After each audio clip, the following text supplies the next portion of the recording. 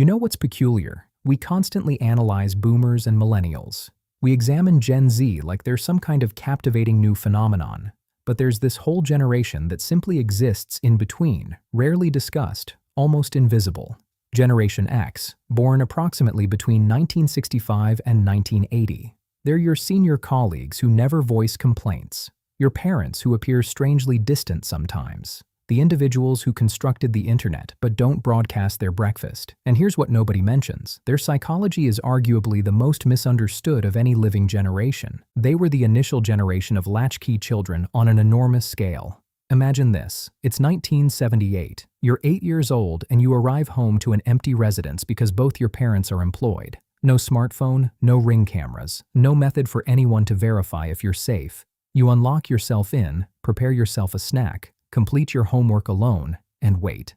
A study published in the American Journal of Orthopsychiatry discovered that by 1984, roughly 7 million children between ages 5 and 13 were regularly unsupervised after school. That's an entire generation discovering that you can't always rely on someone being present. That vacant house accomplished more than make them self-sufficient. It instilled the notion that actions carry genuine consequences, ones you can't negotiate your way out of.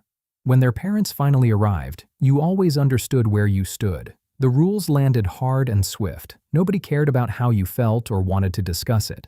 Cross the line, and you paid for it right then and there. Psychologically, this generated what researchers label a high-contingency environment, where actions and outcomes were directly connected without buffer time. Your brain discovered how to anticipate consequences in real time, which is why Gen X tends to think multiple steps ahead in ways that perplex younger generations. Gen X matured watching their parents discuss a big game about stability, then pivot and accumulate divorce rates through the 70s and 80s. They observed people surrender their all to companies only to receive pink slips when the next round of layoffs arrived. Everyone instructed them, work hard, follow the rules, and life will work out. But then the rules simply shifted right before them. So yeah, psychologists might label it defensive pessimism, but Gen X, they simply call it being realistic. It's not that they're cynical, exactly. It's more like they constructed this emotional armor. They hope for positive things, but deep down they anticipate the rug to get pulled out, because honestly, that's what kept occurring. And that's a significant reason you barely detect them on social media. They matured in an era when privacy was simply standard. When you messed up as a kid, perhaps a handful of people knew, and that was that. No phones, no viral videos, just some awkward memories in a basement or a parking lot. The concept of broadcasting your life out for strangers to observe, that doesn't feel exciting to them. It feels hazardous. It's not about not comprehending tech. It's about discovering early on that the less people understand about you, the safer you are. Gen X essentially transformed irony into a shield. Make a joke, maintain things at arm's length, laugh it off before it stings. You can observe exactly where that originates from. They matured in the shadow of the Cold War, when teachers discussed nuclear war like it was just another rainy day, duck and cover drills in school as if a desk would rescue anyone. When adults behave like everything's about to explode, but also insist you shouldn't worry, you get accustomed to holding two conflicting ideas simultaneously, and you discover to maintain a little distance just in case. But here's what's captivating. Despite all this, Gen X developed a distinctive approach to labor that stands out even today. They don't discuss it, they don't post about it. They simply execute it. This work ethic was forged early through jobs that seem almost archaic now. Paper routes at 5 in the morning, bagging groceries, operating fast food registers where you had to calculate change in your head when the machine malfunctioned. These weren't resume builders. They were raw introductions to the adult world where a 12-year-old could be responsible for delivering news to an entire neighborhood. They observed their parents' generation get demolished by corporate restructuring, so they never believed in company loyalty, but they're fiercely loyal to their own competence. They can't control whether they'll get laid off, but they can control whether they're the most valuable person in the room when layoffs occur.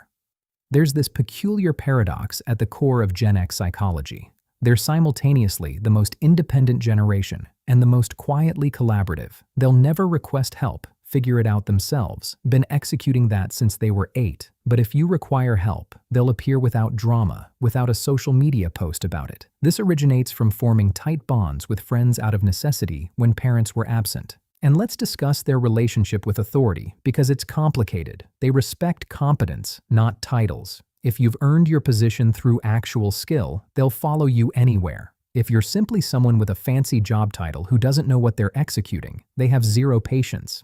Gen X questions authority because they observed incompetent authority figures make terrible decisions their entire childhood.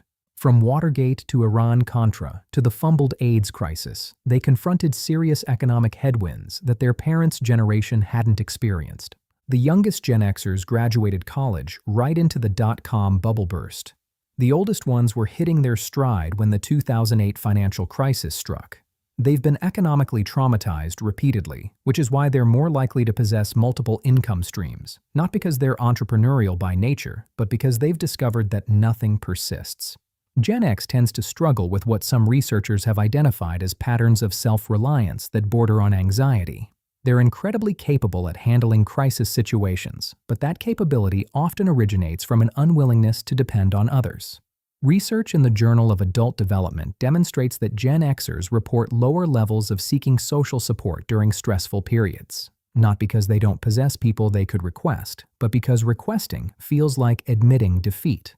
This self-reliance extended to how they processed information. Before the internet, knowledge possessed a different kind of weight. Gen X spent hours in libraries hunting through card catalog drawers for a single book that might contain the answer they required. Information possessed a physical cost. It required effort and time. And because of that, they valued what they discovered differently. Cognitive psychologists describe this as deeper encoding, where information that requires effort to obtain becomes more permanently integrated into memory. They discovered to repair things with their hands because that's what you executed when your bike chain slipped or the TV flickered. You didn't contact a technician. You flipped the bike upside down, got grease on your hands, and figured it out. This constructed a mechanical intuition, a belief that with enough patience and a screwdriver, you could master the physical world. And now they're observing their kids mature in a completely different world, one with helicopter parents and constant supervision and social media documenting everything. They provided their kids the attention they never possessed. But sometimes they worry they've made them too soft, too dependent, too visible. Because in the Gen X worldview, being visible signifies being vulnerable. The truth is, Generation X might be the final generation that truly comprehends what it signifies to be alone with your thoughts, to be bored, to solve problems without Googling the answer. They're not superior than other generations, just different, shaped by a unique moment in history when the old world was perishing and the new one hadn't quite been born. They're the bridge generation.